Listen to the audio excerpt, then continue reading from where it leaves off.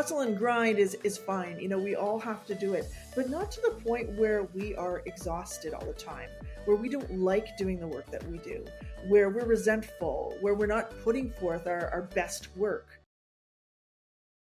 You're busy, we know. We cut through the BS and give you straight talk advice whether you're a seasoned entrepreneur or just starting out. Our Small Business Big Insights podcast dives straight to the point on key topics and features interviews with industry experts and successful small business owners who share their deep insights. Tune in each month to gain new ideas and inspiration for your own small business. Welcome to the Small Business Big Insights podcast. I'm so excited to share this episode today with some big insights from our very special guest, Anastasia Valentine, who helps us better understand real marketing for revenue growth for your small business. I invite you right now to subscribe to the podcast or you'll miss out on some exciting upcoming episodes. Also, give us a review on the podcast platform of your choice and spread the message. Let us know how we're doing. So today we're joined by Anastasia Valentine. Anastasia is a highly accomplished and award-winning technology leader, widely recognized in the industry for her expertise. Throughout her impressive 32-year career, she's played pivotal roles for growth and success of numerous companies in various technology fields, including business intelligence, artificial intelligence, finance, and more. Anastasia works with business leaders of all types to help them scale their business. She advises on how to attract perfect customers and how to create efficient marketing and sales processes, design incredible customer experiences, and leverage business data to tell its story to make the best business decisions. I love this. Her powerful and thought-provoking keynote speeches have inspired and motivated audiences across various fields, including academia, technology, private, and public sector. Anastasia is also the author of 2 children's books designed to introduce and teach multiple languages in a fun, repeatable, and musical way. This is lovely. I like it. We're very lucky to have Anastasia today, so welcome. Oh, thank you so much for having me, Eric. It's great to be here. Yeah, awesome. Okay. Well, let's get straight into it. We want to get some value here. So you've held these roles of Chief Revenue Officer, which a lot of people don't really hear of very often. And so how does that differ from like a Chief Marketing or Chief of Sales in a way?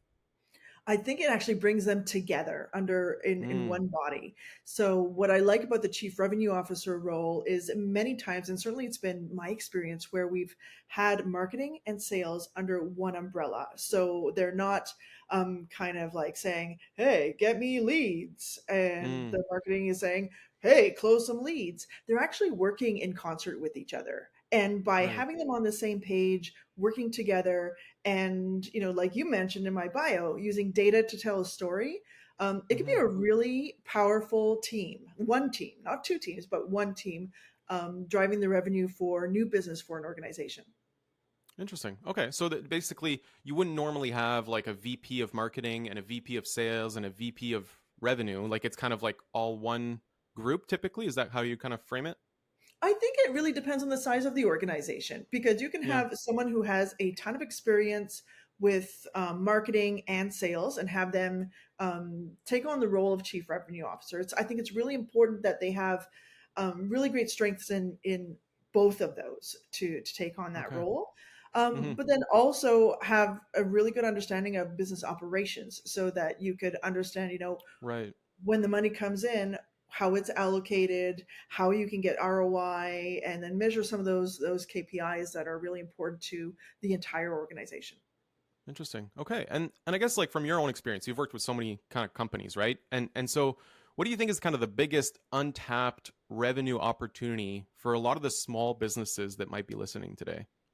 Oh my goodness. I think with small businesses, let's say a startup or a scale up, or even like solopreneurs, is really tapping into your network, creating a wealth of data in your CRM. And, when you're just starting out, your CRM might be in a spreadsheet, and that's okay. Or it could be something like HubSpot or something a little bit more developed. But really mapping out, like, who do you know? Who can you help?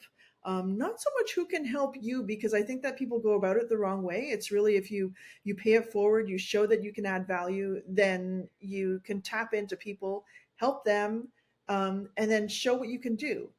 when you create a CRM with all of these people, potential customers, and you get yourself out there, that's really your gold mine. And over the years, that's going to be the place where you go back and say, hey, maybe we weren't a right fit this time. Maybe we're a right fit now. Or, hey, have your needs changed? Is there a way that we can help you in a different way?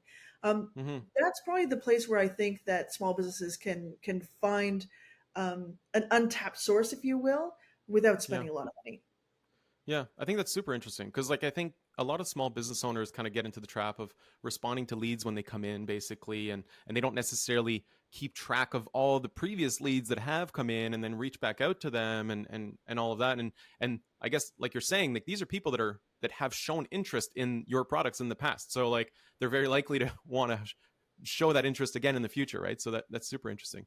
Um, and so you also talked in your bio here, you talked about how businesses can create a more efficient marketing or sales process in addition to kind of like designing incredible customer experiences. What's the starting point when you do work like that? Like what's kind of, you get a new client and then you want to create a more efficient marketing or a sales process, what's the first step that you go about? Sure. And I think it's changing your mindset from, kind of throwing things at the wall and seeing if it sticks and Mm-hmm. being really laser focused. So we talked a little bit about our perfect fit customer. Well, who is that? Where do they go? What do they do? What's a great way to connect with them? What is a way that you can add value to them before you even meet them, before they even start talking to you? So I think in that way, creating a process and making it exclusively for your perfect fit customer. Sometimes when the cupboards are bare, you're like anyone with a wallet will do, but you'll find out very quickly that is a very short-term solution and it Mm, probably won't serve you really, really well. Sometimes you got to do it and totally get that. But if you start creating processes and then see what works very quickly, and my philosophy and ethos is add value at every single interaction. It doesn't matter if add they pay value, you or yeah, not. Add every value at single every interaction, single yeah. interaction, click, conversation, whatever it happens to be. Hmm. No, I like it because I mean, yeah, like I guess in sales, it always takes multiple touch points before someone actually decides to work with you, right? So if at every single touch point you can add value, then it really kind of amplifies your impact on them. Instead of kind of saying you'll get value after you sign, like it's like, yeah, you can kind of show them that value. So that's interesting. Yeah, that's Um, kind of craptastic, right? No one loves that kind of sales experience. Yeah, and I guess that does provide a really good kind of client experience or customer experience, right? And I guess you've kind of talked about how part of your specialty is creating that incredible customer experience. What's kind of the trick to that? Like how do you go about figuring out how to provide the most incredible customer experience? I think that the first thing is to listen more and talk less. Mm, It's you really want to listen to what's going on in the industry. What are the pain points of your customer, and then address those in various capacities up until the revenue kicks in. Like you need to provide something so that people will be attracted to you and attracted to yeah, what you do. But there is a line. There's a line between helping, and then there's when revenue kicks in, and that's yeah, where the product will be sold or the service will be delivered or right. whatever your revenue model happens to be. But Hmm. being mindful of not wasting anyone's time. No one wants to be pitched and sold to as soon as they connect on LinkedIn, for example. Yeah, We all have that problem, right? of course. So by providing that value at every interaction, up Hmm. until it's time to start exchanging a different level of value, is Hmm. absolutely key. And you might have to try a couple of things before that's mapped out, but being very mindful of not eroding your value and your revenue. Right. Okay, interesting. Yeah, and I guess let's try and be practical here. And do you have kind of examples of some of the value that you can provide some of your prospects before they sign, right? Like, is it just kind of like trying to answer their questions or trying to like give them links to like an article that was interesting? Like, kind of walk me through some of those Yeah, ideas. I mean, I think those are really great things. I think if you're leading up to that value exchange or that revenue exchange, maybe putting some time in the game. If they aren't truly, in fact, your perfect fit customer, maybe you spend 15 minutes with them and say, let's do a lightning round of strategizing and see if we're a good Mm, fit. Before that, you may have articles that give them steps on how to improve productivity or generate content or whatever it happens to be that you offer. Let's say if you're just starting out in bookkeeping, well, here are the things Mm-hmm. you have to get in order to start. Get them prepared so that when they do become a customer, or not, I mean, recognizing that Right. people may not become a customer, they will still Mm-hmm. know that you treated them with respect and gave them value, um, up until that revenue line. But that can be done in blog articles. That could be done, and like ebooks are kind of like a thing of the past. But like this podcast, for example, that's a great Okay. value Mm. exchange. Little snippets, really consumable content. Like do these 5 things before you create the best content of your life, or something.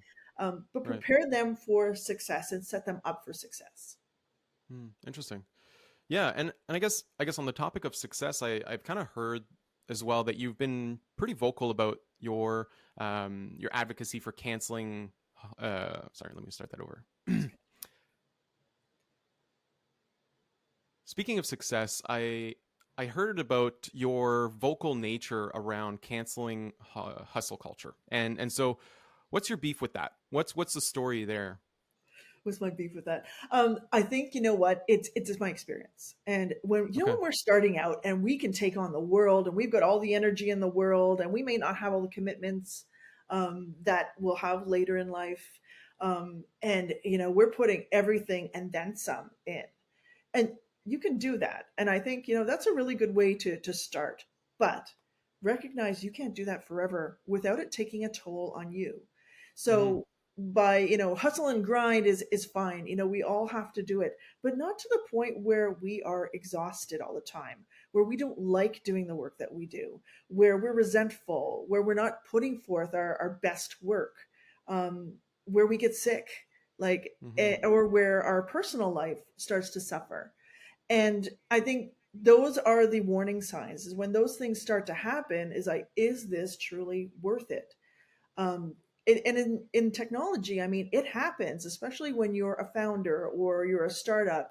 You Yeah. get that fire in your belly, and sometimes it's hard to stop. Like it's exciting, and, It and like you never want to stops. go Yeah, there and do it's all the yeah. things.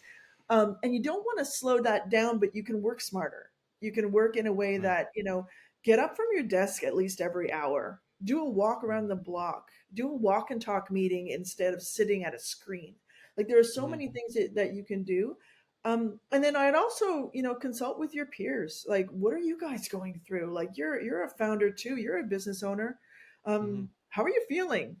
Do you want to Yeah. go for a coffee and not talk shop? Right. And support each other. But there is a level where people really have to look at their personal life, and is it being negatively affected by what you do, and can you work differently? Yeah, and I think that especially in sales where you're adding so much value when you're in sales and closing a client, and it can be hard to kind of say I got to take it easier and take on slightly less clients or whatnot, right? Like it can be a trouble. And I guess have you seen that part of your own clients? Like have you been helping people through that? Like what's your experience on seeing clients going through kind of like a burnout, I guess? Yeah, it's exactly that, and you can burn out multiple times in your career, and sometimes we don't care; we just keep on doing it.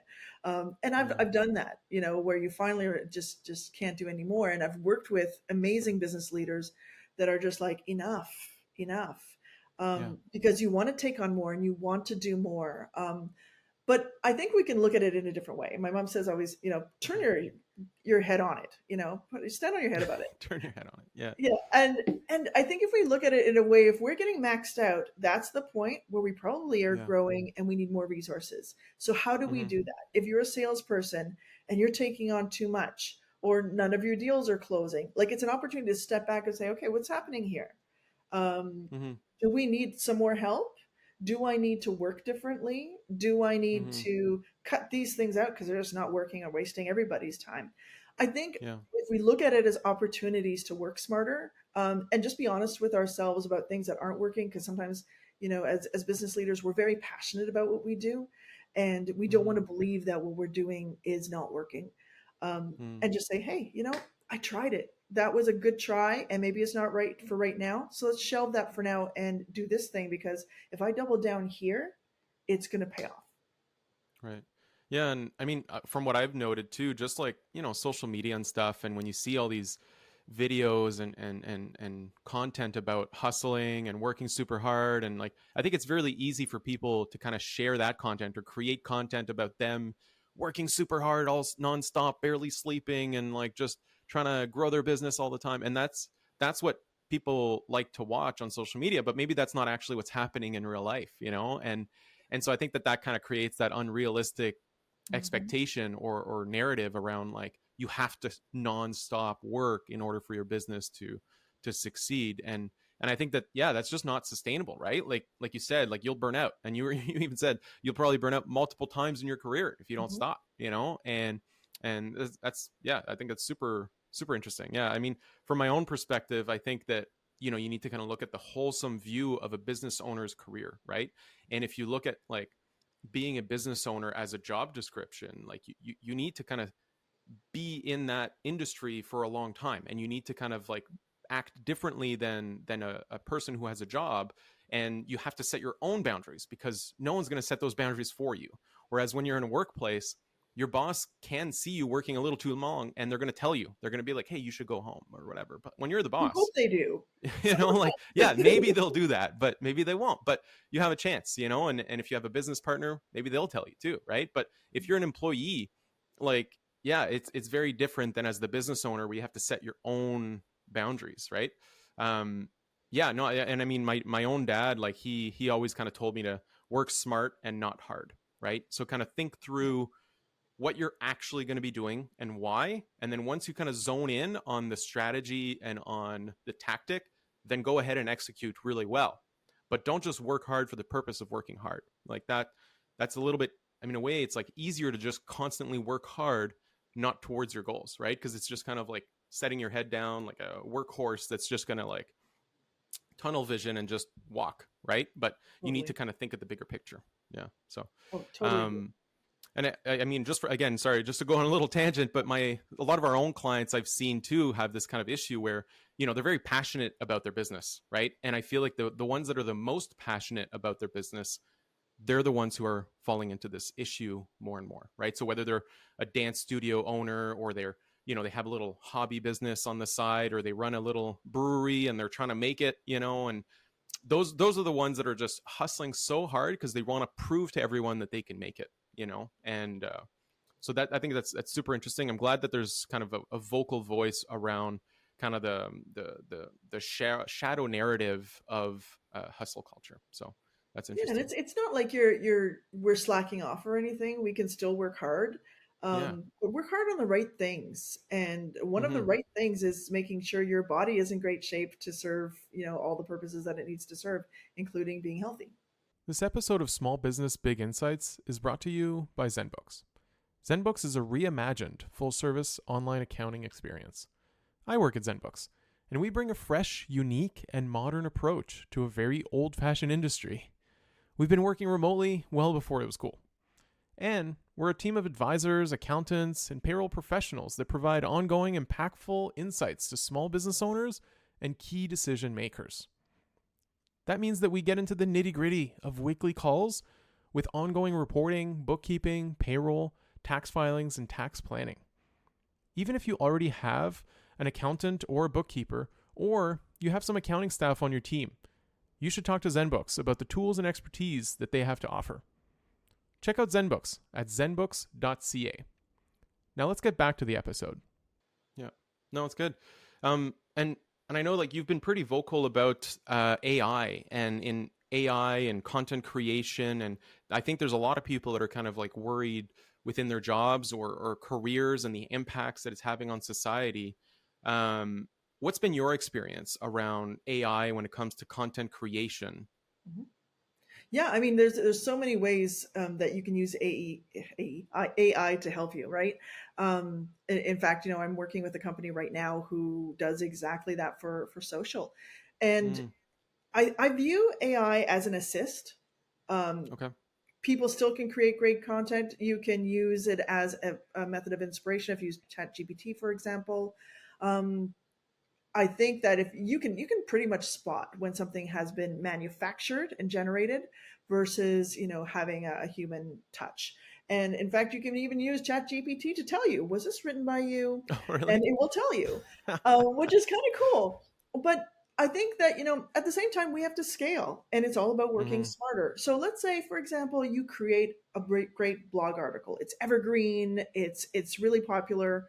Well, why not slice it and dice it in a number of ways so that it's consumable? It's still yours, Mm-hmm. but maybe it's been done using a tool or something else. Mm-hmm. I think in those that way, it's really really great. It's also a really great research tool. Like ChatGPT can find facts that you couldn't otherwise find. It's up to you as a human to verify those are true, Yeah. because it only Yeah. knows what is fed. So Yeah. in that And it's come way, up with fake facts as well, right? So you do have to do that exactly. research. Yeah. And you don't want to be on the other side of that news, right? So Yeah. in that way, it's still your responsibility as a marketer, as a business owner, as a content creator to make sure what you're providing and what you're delivering is true and Mm-hmm. valuable. So yeah, Mm-hmm. by all means, use it as an inspiration source and an assist. But I think there's still definitely a very very strong place for humans when it comes to content, journalism, and creating the words and the things that we see. Mm-hmm.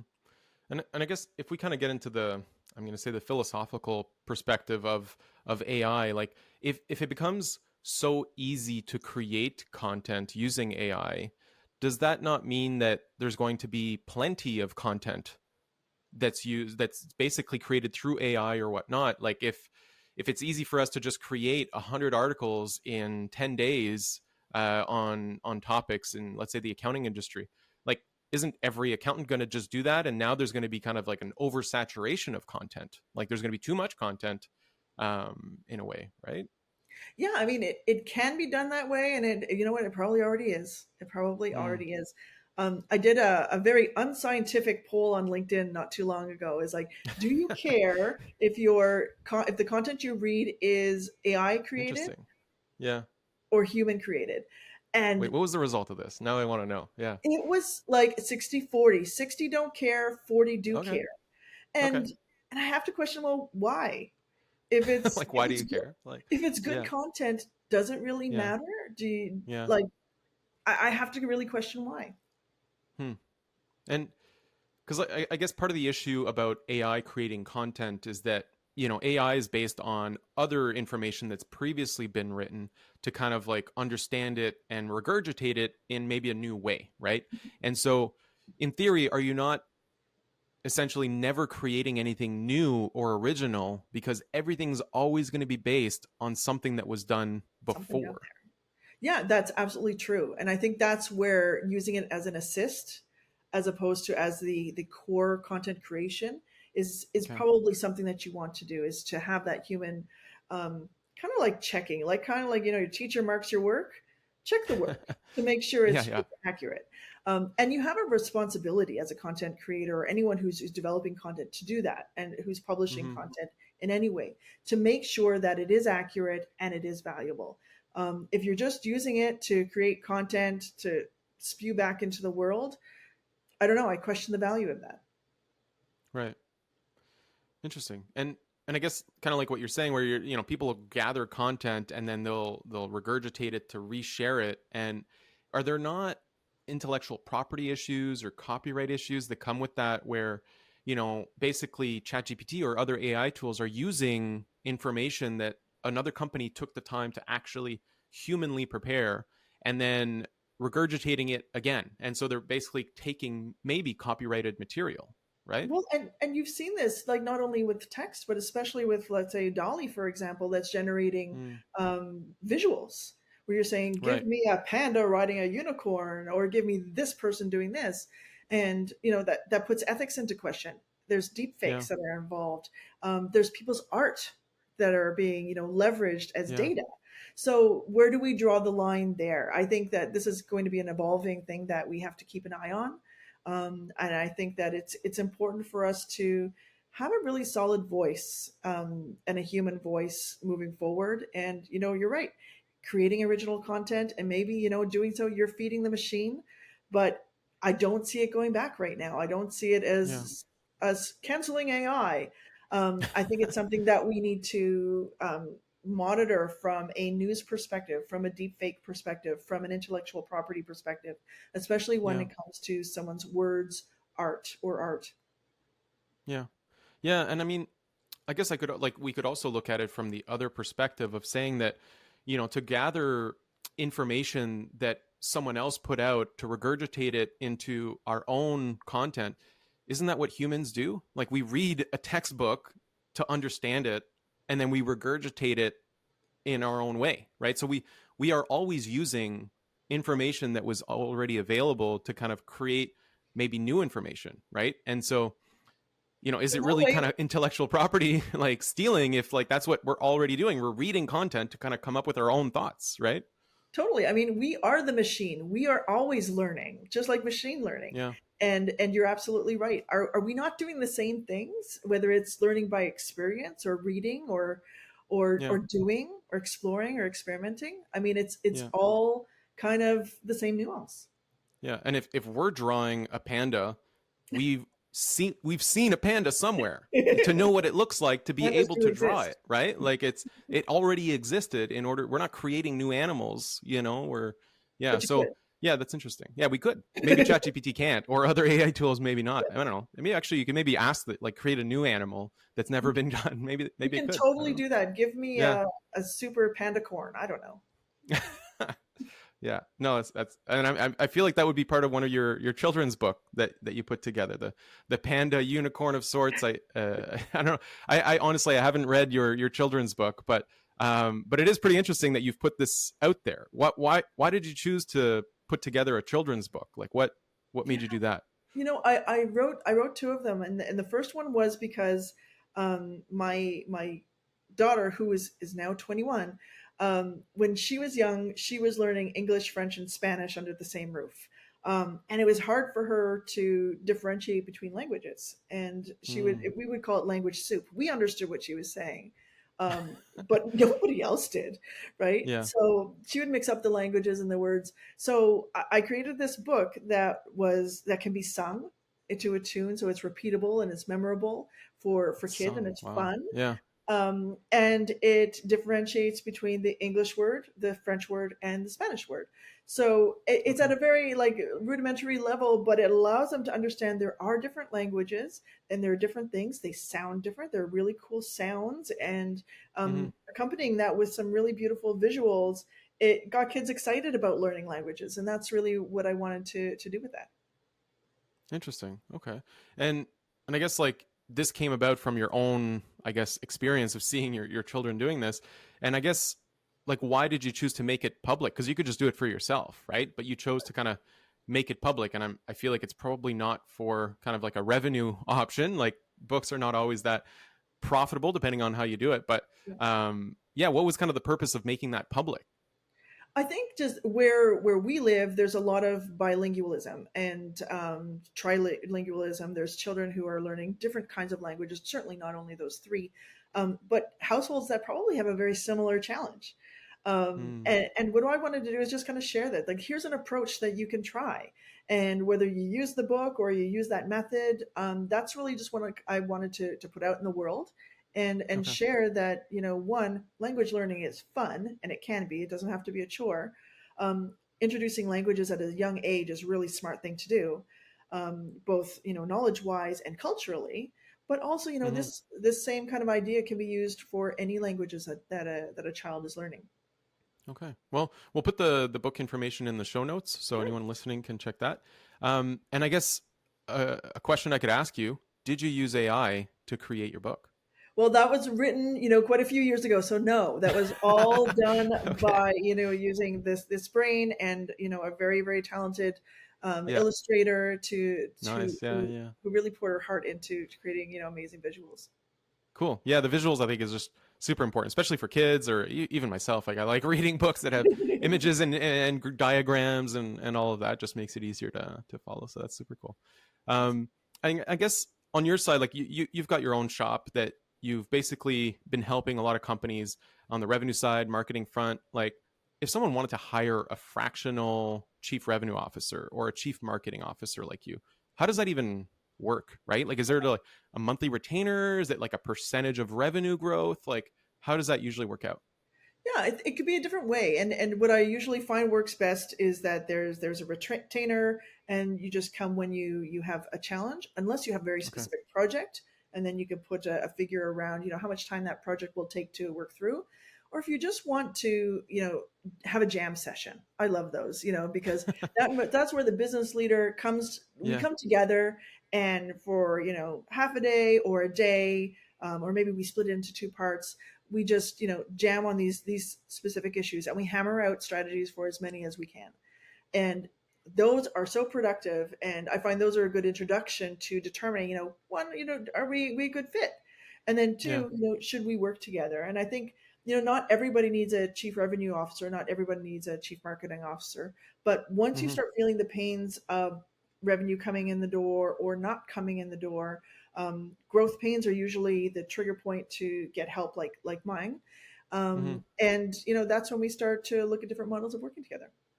Interesting. Yeah, and I'm sure those jam sessions are part of the fun of the work that you do. Like, I mean, I think of like our own work when we do some like tax planning stuff. Like when we have like a strategy chat with a client around some tax planning. For me, like that's part of the fun of the job is like the challenge and like, okay, let's try and think of some cool ideas and like what else could be done here. And so I imagine you enjoy that kind of part of your life too. Oh yeah, like having, what are the problems to solve? Yeah, That puts a fire in my belly. Is like, let's solve this problem. Let's not leave this room until we solve it. yeah. And those are the most fun, to be honest. Hmm. And I mean, like inherently in sales and marketing, there's a lot of expectations and goals that you set for yourself, that your clients maybe set for you, and it must be pretty big, like kind of an emotional roller coaster on a regular basis of trying to reach your really high goals, and sometimes you meet them, sometimes you don't. Mhm. And so, how do you manage that stress in your own life? Yeah, I think the most important thing is to create measurable goals. So, can we actually measure what we're trying to do, whether it be a marketing campaign, a strategy, allocating spend, Mm-hmm. or creating compensation plans for salespeople, optimizing a pipeline? What do we want to accomplish? And then being able to measure that. And is it realistic? I mean, yeah, we all want to make cajillions, no question, sure. Mm-hmm. But your goal of cajillions on year one, probably not that realistic. So let's create a pathway to get to, maybe not the cajillion mark, but to the mark that you want to get to. That could take, a little bit of time, but if you create a pathway and you are building towards that, that's the absolute key. But I think that a lot of companies need to be very honest with what they can deliver, what the people Mm-hmm. can deliver. Um, and that's based on what's happening in the industry, that's based on the market potential for what they offer. All of those things have to be taken into consideration. And sometimes it's a reality check. But as long as we're being honest and we're using data to tell the story, um, Mm-hmm. and if you start exceeding those goals, well, then move the bar a little higher and then see how far you Interesting. can go. And because I guess in your own life you would have kind of gone through some various successes and likely some failures. And so how do you deal with those? I'm going to say failures or issues when they do arise. Do you have like methods that you personally use for like stress reduction or kind of like to be able to manage difficult times? Yeah, for me, I mean, when you get stressed out, you get those feelings. Maybe you're tense. Mm-hmm. Maybe you start feeling a little bit of aches and pains. Maybe you're getting headaches. Maybe you're spending a little bit more time kind of on your phone and seeing what's happening next. We're really tied to the data. Refresh, refresh, refresh. Is the data Right. changing? Those are signals to tell you to, okay, wait a second, take a step back. Um, Mm. and then in that way, if you disconnect in order to reconnect, for me, Yeah. it's taking a walk. For me, it's doing a paddle, getting out Okay. there, doing The some paddle. yoga. Yeah. Yeah. Um, but I think the most important thing is rely on data to tell a story and then go into that direction. Because even Interesting. sometimes when you're really passionate about something, you can get really worked up about getting there in Yeah. your own way. But if it's not Mm-hmm. working, don't be afraid to say that, hey, this didn't work. No worries. Mm-hmm. Let's do something else. And not being so tied to an idea that maybe it's just not the right time. Mm-hmm. Maybe it's just not the right industry. Maybe it's not for you. But don't look at failure as being something that that is a problem, because everything is a learning experience. Hmm. That's great. That's great advice. And I guess for you, you've got to, as a solopreneur or as a small business owner, you got to motivate yourself on a regular basis to do what you do, right? And a lot of us small business owners have that innate like motivation sometimes, but sometimes you kind of lose that, right? And so what motivates you personally to do what it is that you do? Yeah, I think I'm very very lucky in that, when my client and I choose each other, because we do make that Mm, choice. I get excited about what they do, and they are so excited about what they can do. Um, right. and I'm very deliberate in terms of choosing people, people and technology, for example, that I can get behind 100%. And if you feel that you're falling behind that, you've got to say, well, Hmm. is this really, a good fit any longer? Okay. And but if this is still like having that fire in your belly, and again, I'm really deliberate about the people and companies I choose to work with, um, Hmm. in that, I'm excited for them. I am excited to meet them every day or every second day, whatever our arrangement happens to be. Or I'm excited Yeah. to just like, let's draw all over this whiteboard and get this solved. um, that excitement is what keeps me going, and Yeah. knowing that, okay, we've accomplished this, amazing, let's go to this next level. Yeah. Well, speaking of next levels, what's your next level? Like what's next for you? Is it another children's book? Is it, getting another client? Like what's the next big challenge for Anastasia? Right now for me, I'm really loving working with startups and scale ups and business leaders, Okay. especially the up and coming ones who have such great ideas, great technology, or great offerings to put into this world. So working with them on a fractional basis is really where I want to be right now, and Okay. having that flexibility to do that from wherever I am with Mm, whoever is I'm working with on the planet is yeah. is really great for me. It's really fulfilling. Amazing. Love it. Yeah, and that's a lot of the freedom that small business owners get, right? Like is that you get to choose your clients, you get to choose the work that you do to some extent. At some point you got to like actually generate your revenue, but like you've mentioned earlier, it's about trying to figure out who's your target client and how do you deliver them their service, and really narrowing down and not just taking on any and every work, but like in the long term focusing on how you can add value to your target client, and then you kind of keep those relationships. And that seems really interesting. And Absolutely. I guess overall here, we're running out of time here, but is there anything else that you feel that maybe we missed in our conversation here? Anything that you think our listeners should know more about? No, I just think, to put your best work in the world, you got to be at your best. So if you feel that, you're starting to experience some fatigue, or you're starting to feel, a little, Mm-hmm. down about things, take the time you need to get back up. Give yourself what Mm, you need, what your body is craving. Just listen to it. We don't do that very often, and we need to do that more. So yeah. nobody wants to see anyone burned out, and we want to see all the greatness that people have to put out into the world. So make sure you're giving as much to yourself as much as you're giving to your business.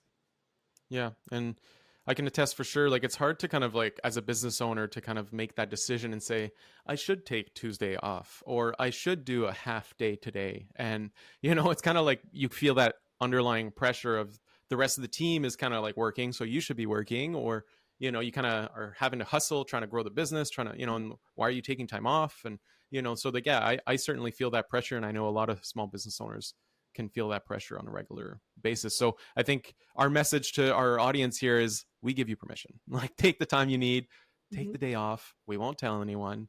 Take the time to go and relax, go for your walk, do your thing. So that's Or really have a cool. no meeting Um, day so you can get shit done. Get that's stuff true, done. right? We should do more of those. Like, Yeah.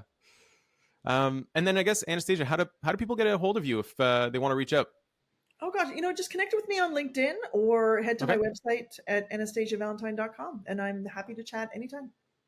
Awesome. Okay, this is amazing. Thanks for all the value you're providing today. I love getting right into it, getting all the value right up front, and kind of talking about all these various topics that really add a lot of value to small business owners. So, very much thank you for your time today, and I hope you have the rest of the day is amazing for you. Yeah, Awesome. You too. Thank you so much for having me, and I'm looking forward to the podcast. awesome. Thank you to our sponsor, IC360 Solutions. Working with modern IT should be simple yet secure. If your current provider hasn't made you feel that way, you probably haven't modernized. IC360 Solutions is a modern virtual IT department that will set things up so that they work for you from any location and any type of device. As a Microsoft partner with exclusive focus on their cloud platforms, they will do it right and get you there quickly. Reach out to IC360 at ic360.ca and give your team the latest and greatest platforms so that they can get their work done. So on our next episode, we've got James Baker from Keynote Search, who helps us better understand the real insights into some of the top recruiting, retention, and employee culture tactics that you can use in your small business. Follow now on your podcast provider to get notified of this episode and more. Don't forget to rate and review this episode as well. Thanks.